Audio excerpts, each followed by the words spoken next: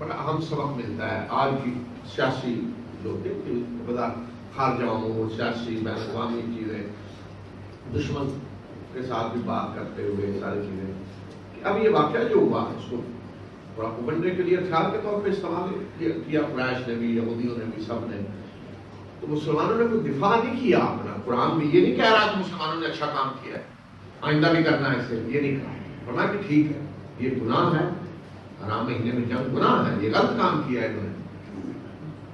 اس کا دفاع نہیں کیا جا رہا کہ غلط کام نہیں کیا, تعویلیں کی جائیں نہیں. یا شاید ہمارے ٹی وی پہ آپ دیکھتے ہیں ہر آدمی آ کر اپنے قائد کا دفاع کر رہا ہے, قائد جیسے نہیں اس پہ وہی نازل ہو رہی ہے. کوئی یہ آدمی غلطی کر سکتا ہے, غلطی کر سکتا ہے, انسان ہے. تو آپ کہہ دیں میرے قائد سے غلطی ہوگی, ہماری پارٹی سے غلطی ہوگی, فلاں نے یہ کیا غلط کر دیا. لیکن وہ ایسے ہوتا ہے جیسے وہی نازل ہو رہی ہے اور ہر چیز اللہ کے حکم سے ہو رہی ہے اور کوئی معصوم ہے, کوئی گناہ نہیں ہو سکتے. نہیں, یہ معصوم نہیں تھی, غلطی ہوگی نا.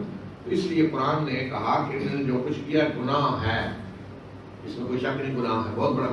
لیکن تم جو پروپیگنڈا کر رہے ہو, تم اتنے بڑے مجرم ہو, تمہارے گناہ تو زیادہ بڑے ہیں. اپنے آپ کو دیکھو ذرا. تو اس طرح ہونا چاہیے کہ غلطی جو ہے اپنی اس کا اعتراف کیا جائے, گناہ ہے تو تسلیم کریں. لیکن دوسرے اگر زیادہ بڑے مجرم ہیں تو ان کو بھی بتانا چاہیے آپ کے بھی جرائم یہ ہیں.